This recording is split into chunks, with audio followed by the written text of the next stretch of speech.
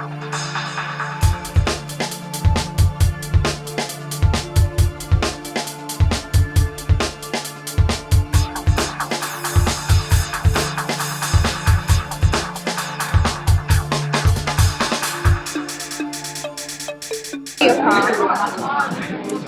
Hello. Salma. Salma, it's Nicole Franklin. Hi.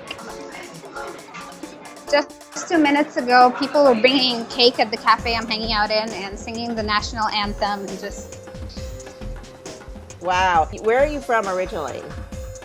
I'm from Cairo. Okay. All right, great. So, we're asking with Midnight Media Capture what the midnight story is. There's lots going on in Cairo. What is your midnight story? What's been happening at midnight in the last 3 or 4 days? Well, believe it or not, even before Morsi not stepped down, but before he got toppled, yeah, we've been celebrating for like 5 days. People have been walking down the street with flags, singing the national anthem, having other patriotic songs, honking, and just in a complete state of euphoria, I suppose. Yeah, because there are headlines here saying that Egypt is in crisis. It doesn't feel that Yeah, way well, here. it is in crisis. I mean, it has been in crisis for the past year, maybe, but it's just that people, like, okay, so the majority of the people now in the streets feel like there is finally a glimpse of hope after spending at least 1 year in total despair. With the Brotherhood being in power, not because they're Brotherhood, but because of their violations of democratic laws, their violations for the Constitution, and they were not at all respectful of human rights or minority rights. So with all that, including an economic collapse getting really ahead of us, people were completely depressed. And what happened in the last 5 days is that people finally felt that, hey, we have a chance to finally prosper. Okay, but weren't we at this spot 2 years ago? We were, and we were very naive to think that things were going to go smoothly. I mean, the upside of this whole thing is that, unlike February 12th, the majority of the people are more politically aware in a matter that will support their choices in the future, and this awareness will basically support their choices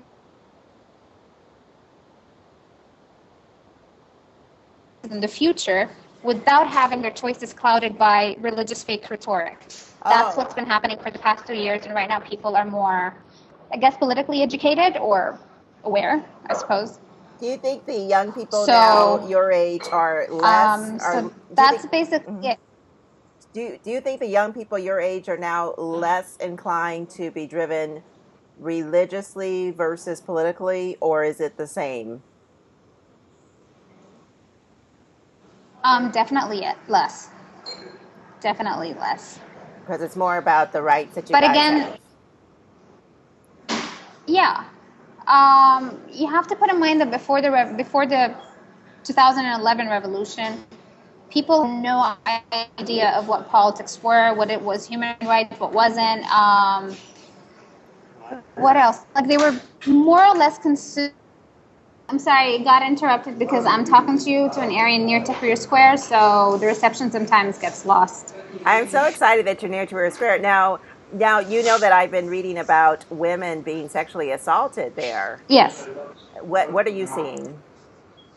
Well, fortunately, I didn't get the chance to see or to witness any of those horrid sexual assaults that happened in the square the past few days. But in general, sexual harassment and not assault, but sexual harassment is an everyday thing that happens to but most women in the streets, in the Egyptian streets. And you just give me 2 minutes, I'll explain to you why I think this is happening. So basically, the Egyptian community at large undermines women as a social group. And politically, after the revolution, women became a target to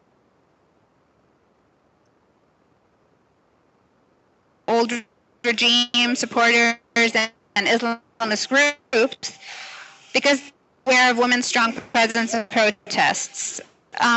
Those targeted actions mainly aim to weaken women's participation in those protests. And they tend to dehumanize women in the process. So this, of course, has a very strong impact on the social level. Yes, I do admit that sexual harassment has been an existing fault in our community for a very long time. But after the revolution,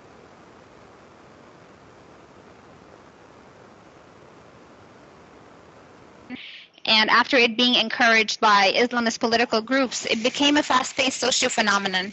Enough the blame gets pinned on the woman herself. So that's my analysis of the whole situation.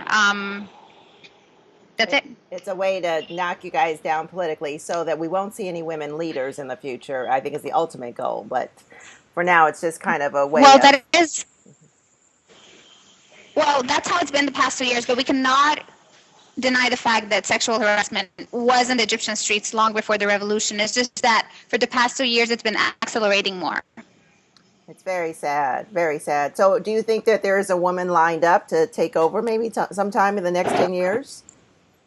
The next 10 years, maybe. In the next 5 years, I don't see it. But, I mean, there are very strong political-driven women in Egypt. I mean, Gamila Ismail, for example, she used to be a media personnel, and right now I think she's the vice president of the Dastur party, which was headed by Baradei.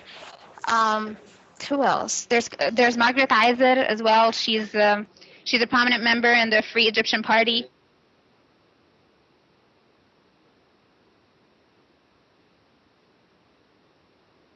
We have very, very strong, determined women who are liberals, and at the same time, they represent us as a social group in a proper manner. But the idea, it's not about them being present or not, but it's about, I don't know, like the conception in Egypt. Will the Egyptians be okay with having a woman as a leader?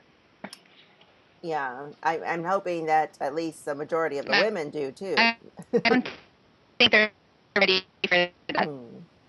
Yeah, what does the deposing of the president Morsi mean to you personally? Hello? Yes, what is the okay, so as I told you, it's a chance to reset back to February 12th and do things right. For the past 2 years, we have been taking every wrong step towards democracy and towards a proper political discourse. To me personally, now I believe that there is some sort of chance, a chance that would allow everyone to sit on the table, on the political table, and negotiate and talk to one another. All of them, including the Muslim Brotherhood, by the way. Everyone needs to be included, and politics in Egypt will no longer be exclusive to a certain party or to a certain group. And that's what it means to me. Oh, fantastic. So you guys are planning to party the rest of the night? Actually, no, I only partied yesterday. Right now it's only most of the streets are celebrating still, but I believe we have a long way to go to do things right. I mean, the steps, the very first step towards proper politics in Egypt has been taken yesterday, but that's not enough, and we should not stop there. We should continue on working, and we should keep on having the people aware. The infrastructure of Egypt is completely destroyed because, as I told you, there are a lot of illiterate people. Health rights are not there. People are not properly educated, and that's what we need to work on as people who are educated and people who are privileged, and they do come from a better economic background. We need to work very hard in order to educate, I guess, the rest of the public, one way or the other, whether it's about sexual harassment, whether it's about the rights to ask for your health rights, whether it's about freedom of speech, the difference between religion and politics. There's so many issues at hand that people in my generation need to work on in order to help the development of Egypt. So what do you think is going to happen next week? Honestly, I don't know. I think people are just going to go back. I mean, next week is Ramadan. So people are going to get easily sucked into their day-to-day lives, and that's it. Politically, nothing is going to happen. I hope that no violence erupts from the Brotherhood supporters or from the anti-Morsi protesters against the supporters. I hope that none of that happens. But I can assure you that by next Wednesday, which is going to be the very first day of Ramadan, people will be going back to their day-to-day lives and enjoying the Ramadan festivities.